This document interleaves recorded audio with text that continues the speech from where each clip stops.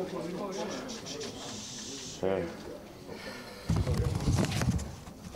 Let's just see. Yeah. No, I just have somewhere to put it. Okay, well, thank you very much for coming. My name is Martin Griffiths. I'm the UN Envoy for Yemen.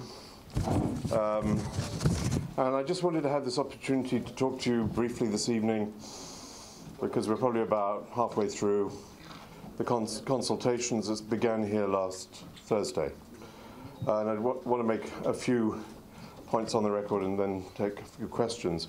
First of all, thank you to the government of Sweden and the people of Sweden, whose welcome here has been efficient, effective, warm, very, very welcoming, very comprehensive. The location that we have up the hill here is it's tailor-made for the kind of work that we've been doing morning, evening, and afternoon these last days. So it's terrific. Thank you very much to the government of Sweden. That's very, very welcome. Thank you also to a number of other governments. I said this the other day.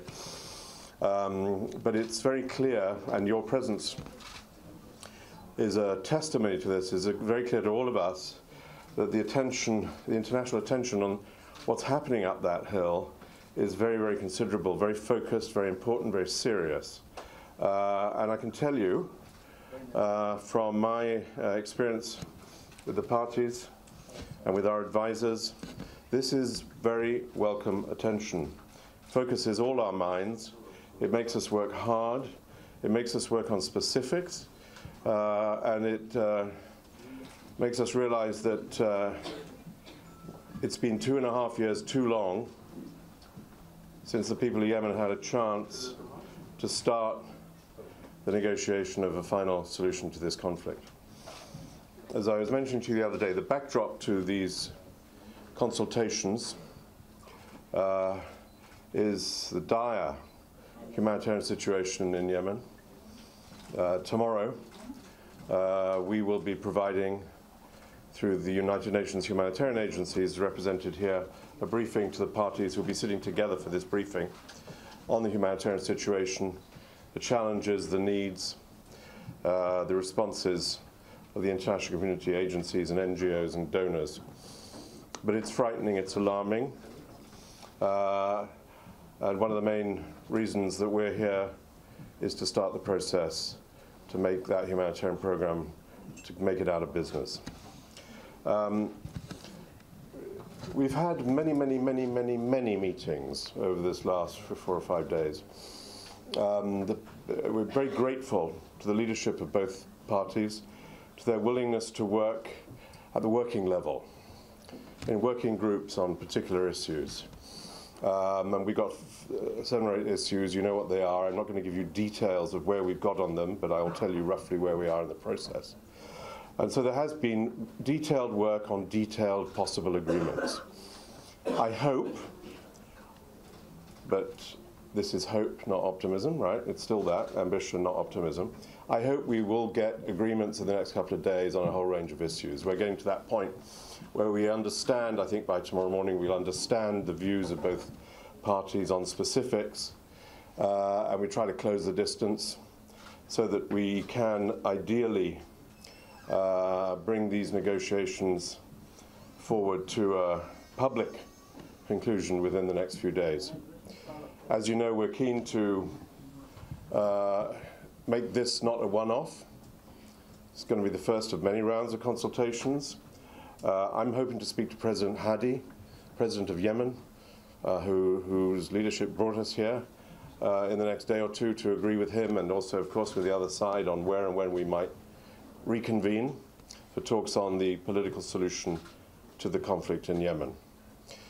I think the theme of this consultation has been humanitarian. I mentioned this off the record the other day. Both parties assure me and assure you, through you to the people of Yemen, that their intention here is to deliver on humanitarian needs of the Yemeni people in a range of different ways.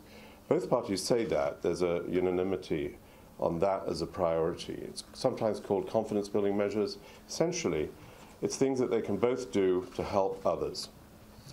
That means that we have been talking about the issue of opening Sanaa airport. that means. We're making progress on the release of prisoners. We've had a meeting between the two sides yesterday on that. There'll be an announcement to make on that in a couple of days, which I hope will be very, very considerable in terms of the numbers that we hope to get released within a few weeks. I believe we are close to getting an agreement on making sure that we can contribute to the economic management, the fiscal management, the monetary issues that have plagued Yemen. The devaluation of the currency in Yemen was a major contributor to the possibility of famine. You still with me? Yes. Thank you. And of course, we've also been talking about Hudayda and also about Tae'z. These are two major population zones in Yemen caught in war. I'm hopeful that we can reach agreements on the de-escalation to reduce the fighting in both places. I'm hoping that we can. We're not there yet. It's very, very difficult to convince parties who are fighting each other to put down their weapons and give their trust to the agreements that the others propose. The United Nations is there to help that happen and to witness and observe, chivvy and nudge. So I'm hopeful we can on those two. It's really, really important. If we are able to achieve progress on those two places and lift the threat of war to the people in those two places, I think we'll have done a great service to Yemen, and it will be a huge boost to when we get back together again early next year. So the process at the moment remains detailed negotiation of detailed issues so that the agreements that we will hope to publish, and we will publish all of them, we will come clean on this before I leave here, will be very concrete, tangible things, agreements which are in writing on specifics which mean things to the people of Yemen and which require concession, compromise, honesty of purpose from the two parties. Finally, as you know, I am hugely helped by two groups of advisors, one of independent Yemeni experts on governance, politics, and another group of Yemeni women, 6 who are here. We had 8 in Geneva, who are little scouts for us. They keep us focused, keep us honest, keep us understanding the dynamic. The dynamic in a context like this, we have days and days and days of negotiation, changes all the time. What I think we're seeing is an increase in confidence. People are mixing, people are mingling. We've had some extraordinary stories, which I will not leak, about the things that people are saying to each other, people who come from the same place in Yemen, who haven't seen each other, of course, because they're on different sides of the war. This is an opportunity which is rare. As I say, it's been 2.5 years. And that time is now finished, and I hope we're on the beginning of a new journey. Thank you. Take questions, of course. Please, Swedish National TV. Mr. Griffiths, we're still discussing after 5 days. What would you describe as the biggest progress so far? I'd like to say, and there were some reports that no breakthrough on day 2. Have you ever covered talks like this with people who haven't been together for 2.5 years and you expect a breakthrough on day 2? You know, this isn't the way it works. These are detailed discussions, and they're difficult ones. They're difficult. What we've been doing is narrowing the difference between the two sides on issues. So, for example, let me take a real example. The issue of the airport, opening Sanaa airport. And as you know, the governor of Yemen came forward with a proposal at the beginning to open the airport to domestic travel. And as you know, the Ansarallah leader said, no, they needed international travel. They weren't on the same page. So we've been trying to narrow that to some process which will meet both objectives. I think Hudayda is a very difficult issue. It's a flashpoint. I've described it as a center of gravity of this war. And it's one where the threat of battle, of campaign to take the port and city has been present for the last months, and where we in the UN, the humanitarian side of the UN, has always been active in the Security Council to try and prevent that. It's now come to the point here where we either can or can't. And I hope within the next day or so we'll be able to tell you exactly what we hope to do about that. So we are actually entertaining questions over here. If translation from Arabic into English is needed, I'll be doing it over here. So. Hi, Mr. Martin. This is Badr Qahtani, الشرق الأوسط. سيد مارتن، أنا لا أعرف كيف استطعت أن تنقل عدوى التفاؤل بين الطرفين. رأينا خلال اليومين الماضيين تفاؤل من كلا الطرفين، لكن سؤالي هنا هل المشاورات تنعقد على بحث الضمانات لأن يقوم الحوثيون بالالتزام بكل ما يتم الاتفاق عليه على الأرض، لأنهم نقضوا أكثر من 17 اتفاق سابق، فهل هذه الأمور خصوصا الضمانات مطروحة خلال المشاورات أم لا؟ So there has been a general atmosphere of optimism spread by you and having an impact on the two parties. But the question is, are there guarantees that this optimism is going to be transformed into actual commitments, especially in light of presidencies of the Houthi party not abiding by 17 previous agreements? I'm not making any guarantees. Let's be very clear. And it's not for me, actually, to make guarantees. It's for the parties to give guarantees. I'm here simply to give them the opportunity to talk to each other and to come to agreements. I very strongly am a skeptic of those who are skeptical of the promises of others. If we don't begin to believe in the good faith of those across the table, then we won't achieve peace. That is an essential part of the resolution of any conflict, whether in Yemen, whether in Ireland, as affected my own country, in all the conflicts I've been involved in. But it's trust. In the American idiom is trust but verify. So in every case that we're discussing, it's very important to me, to the international community, to the Security Council, to which we will be briefing right after these talks have ended, that the elements of any agreement are public and the elements of any disagreement are public, so that the people of Yemen, really, more than the people elsewhere, can know what has been promised and can observe with the rest of us whether those promises are being delivered on. The best guarantee is the goodwill of each side to make their promises work. But a second guarantee is the goodwill of the public and the good attention of the public to focus on their performance. The United Nations helps in both. And all I can say about the optimism, Badra, that you referred to, is that bringing people together for the first time in 2 years since they sat down together, already having made an agreement on a humanitarian issue, the release of prisoners, I think Yemen should be proud of the people sitting around that table today rather than deriding them. It's really important that we give respect to each of those parties. They're not equal, no parties ever are. They both have a part to play in bringing peace back to Yemen. Thank you. أصل سارية من غرفة أخبار مشاورة السلام. لدي سؤال متعلق بمطار صنعاء.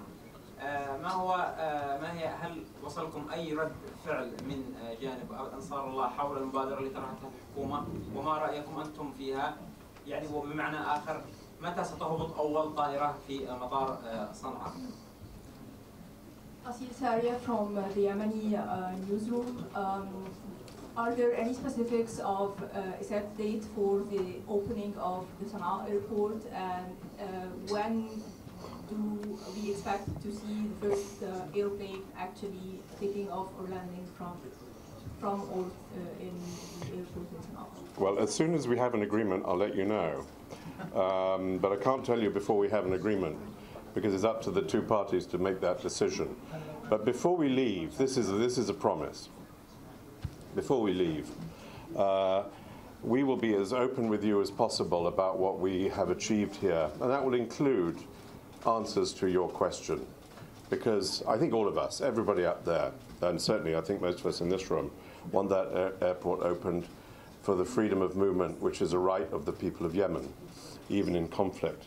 So as soon as possible, I hope we can answer your question. As soon as possible, I hope we'll see airplanes flying in and out of that airport where I was just a few days ago. Thank you.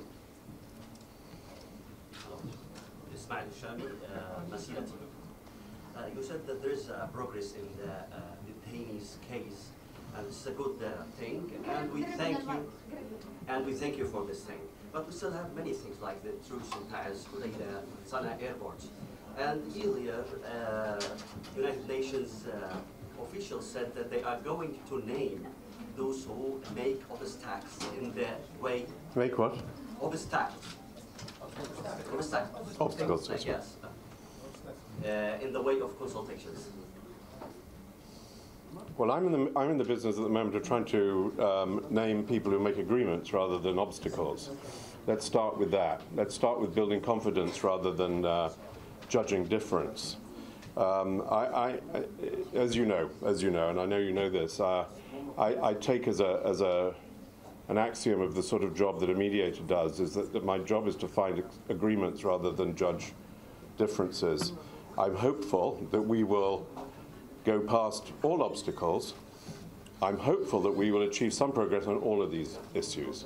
But you remember when we started this consultation last Thursday, none of us knew, I certainly didn't know, whether we would make progress on any of the issues. To make progress on all of them is very ambitious indeed. And it's got to be tangible and verifiable, and it's got to be, we need to leave here with a plan as to how we implement each agreement that I still hope, but we're not there yet, that we come to. Since we're talking about Sanaa Airport, there were differences and opinions between both sides of the delegations. One said that they wanted the Sanaa Airport to be an internal airport and the international airport would be added, while the Ansarullah delegation said that the international airports would be in Sanaa. How are you trying to fix this problem between both sides? And another question, you said in your first press conference that you were ambitious but you're not extremely optimistic. Are you still so after like 4 or 5 days of these negotiations? Yeah, the difference now is I'm tired, you know. No, it's great food, and you know we're enjoying ourselves at that.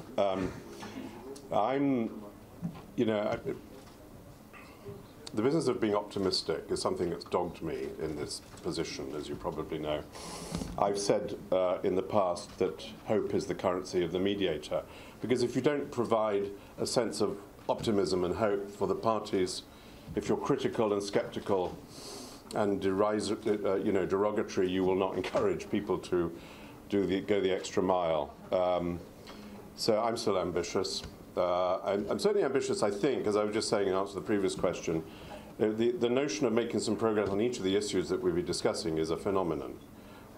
If we can make the kind of breakthroughs I hope we can, and we'll see in a couple of days, then yes, I'll be very ambitious and very optimistic. The airport is a classic case. The issue of getting some progress on the airport is a classic case of negotiation. It's not just in conflict, it's any contract. It's, you know, when you have two parties with different positions, our job as a neutral party is to find common ground and maybe work on the basis of starting with one position and moving to another. So we suggest options that we hope will meet the aspirations of both and can be actually managed, and with the help of the United Nations. It may be that perhaps with the help of the UN in some role in the management of air travel in Yemen, that we'll be able to bridge the gap between those two parties. I sure hope so, because you know the United Nations flies in and out of Sanaa, as you know, but precious few other people do, and there are so many people in Yemen who are the victims of this conflict. And I know the government of Yemen feels this very strongly, as do, of course, the authorities, the Ansarullah in Sanaa. But, you know, allowing these people to move in the United Nations, you know, we hold this as a very dear value. Did I say it was a top priority, prisoners' release? You know, what I said, I think, the other day was that when I first met President Hadi, he said to me, make the release of prisoners your first priority, because he's an ex-military man. He understands the issue, the humanitarian issue for the families who need their people back. And I heard that from the leadership in Sanaa. هل تعتبرون السعودية تضغط في الحرب بما أنها سهلت لكم حضور الوفد اليمني خارج اليمن من صنعاء؟ So unfortunately, if anybody wants to ask me, we'll need them to line up here. So yeah, can I just actually finish answering this question first? Yeah. So, yeah, but I think it's an issue on which there has been some progress, and that's what I think I mentioned about it, which is why it's great to see the two sides sitting down and moving on. I'm not wanting to decide about which of the other issues could be a priority. They all are, because they all mean certain things to certain people in Yemen. But, you know, finding places where you can reduce the fighting has got to be the kind of thing that we all want to see. Sorry, I'm not looking at you, right? Yeah, sorry. Mustafa Nasr from Tae'z, from Yemen Peace Consultation Newsroom. سؤالي طرح أحد الأطراف اليوم أنه في الملف الاقتصادي لم يحدث تقدم حتى الآن. ما هي يعني لماذا لم يحدث نقاشات حول الملف الاقتصادي وتقدم في هذا الجانب؟ شكرا. One of the two parties mentioned that there has been no progress on the economic file. So why is it that there has been no discussion addressing the economic situation? Well, that's just not true. There has been quite a lot of discussion on the economic file. As I say, including that file and the others have yet to come to a successful conclusion. But there actually has been some very detailed discussion on the issues of the Central Bank of Yemen, enabling the Central Bank of Yemen to serve the people throughout Yemen, to enable revenues to be collected in a transparent way into the central bank and then used as a basis for the payment of salaries. There have been quite a lot of discussions about this, and I'm hoping that we'll be able to announce something on that when we finish these consultations. Yeah, you have to go over there. Eh? Sir, from Al Arabian News Channel. Yeah. I'd like to ask you, sir, you said that Tae'z and Hudayda still the major question or issues. Could you elaborate a little bit on the sticking points in Hudayda, for example, if it is possible? But more generally, which is easier question. Yeah, good. Could you now tell us what is your roadmap after these round of consultation? Okay, I think, let me try and dodge the first question, because I don't want to presume where the parties are going to go on either Tae'z or Hudayda, but I don't think it's any secret that it's easier to make progress on Tae'z than it is on Hudayda. But right this evening, we'll be having a series of meetings with each side on both, and including tomorrow morning. And we have the support of many diplomats from many countries. We had the G19, the group of ambassadors who you met the other day, who came with us, who were here today to help us on these and other issues. The roadmap is a very good question. What I hope what I certainly plan to produce, it's interesting, what I plan to produce before we leave here is a plan for implementation of the issues that we are discussing here. Both sides have said to me very clearly, please let's be clear what we are agreeing to and what's going to happen about what we have agreed to, so we don't have to go over it again. So I think that's really important, so that there will be a plan which will be again public to see what we're supposed to do tomorrow, the next day, next week, and in the coming weeks. And then I hope, but we'll have to get the agreement to the parties, that we'll reconvene consultations again early next year somewhere at some date, where we should begin to address the issues, political security issues, to resolve this conflict. Thank you. Is this the right thing? أمل اليريسي من غرفة مشاورة السلام. اليوم هو اليوم الخامس لمشاورة السلام. هل تتوقعون بعد الانتهاء من هذه المشاورات أن تصلون إلى مسودة نهائية وإطار عام تمهد لجولة ثانية من المشاورات؟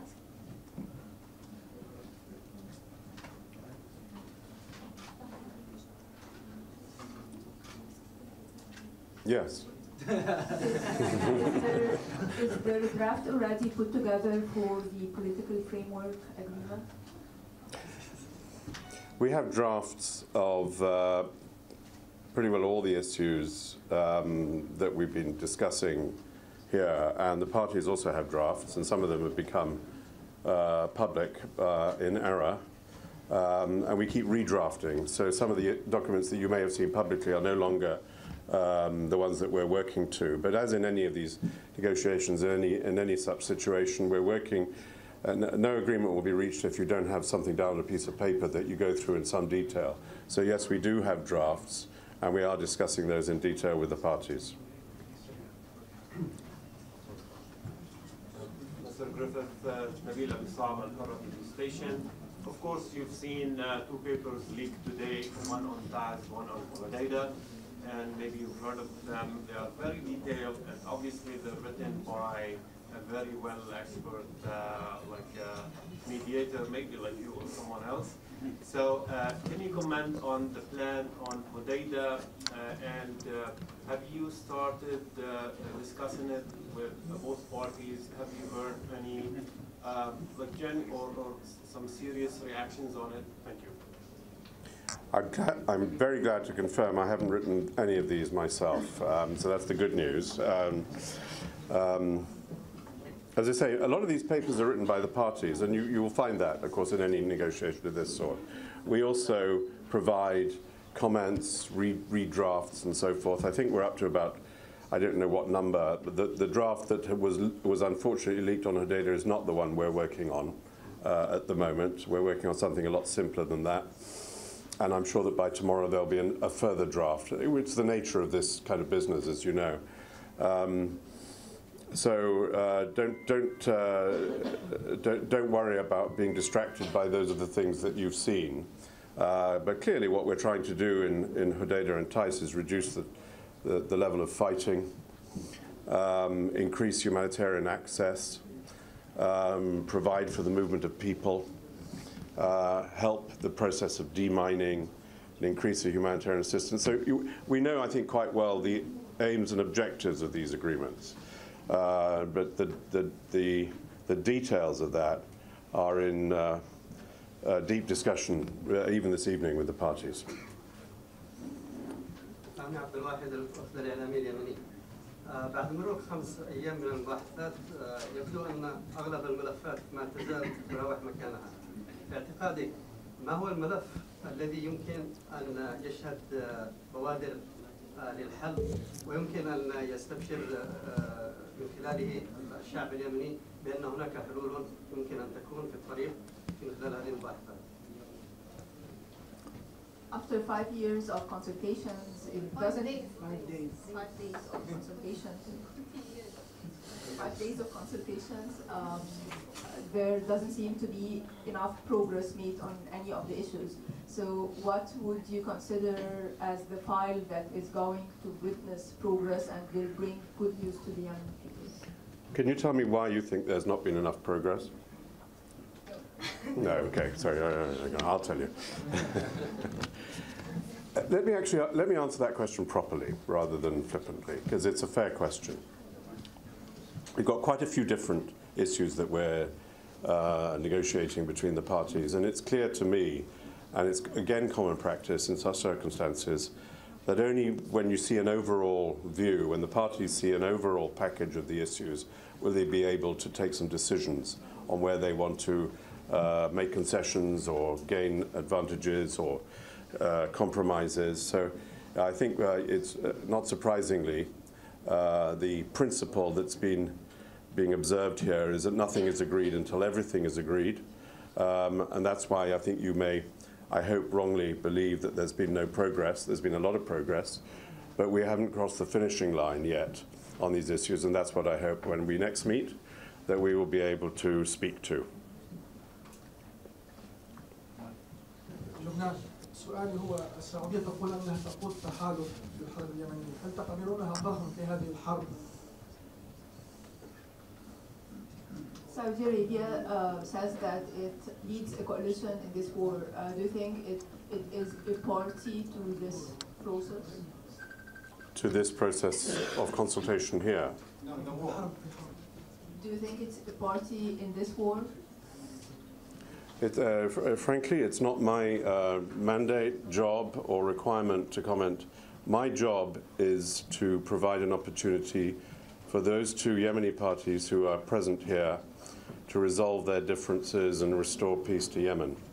I think, as I said the other day, the fact that there are other member states who are interested in the stability of Yemen is no surprise. I include member states in Europe. The stability of Yemen is important to them too, to us too. I speak as a European. And it's obviously important to people in the Gulf. So that's no surprise, but the solution to Yemen will come from the decisions of Yemenis. Thank you. Yeah, Walid al-Mufti, how can you expect the achievement from the agreement from the government had if Saudi Arabia, they are the one who decide for any decision of this situation in Yemen? I'm sorry, again, I'll disagree with that. And I have a great deal of experience of President Hadi making many decisions about the future of Yemen, and I don't think he consults others all the time on that. There's no secret about the fact that his government has supported the Saudi-led coalition, but the decisions that are taken by the parties here today and tomorrow and next time, frankly, I can tell you, these are decisions they're taking, nobody else is taking. I think that's right. I think that's how it should be. Thank you. Thank you very much. This was very, very kind of you to come. I'm looking forward to seeing you much sooner than last time, hopefully within the next 2 or 3 days, and then let's hope we have some real news for you. Thanks a lot. Thank you very much indeed.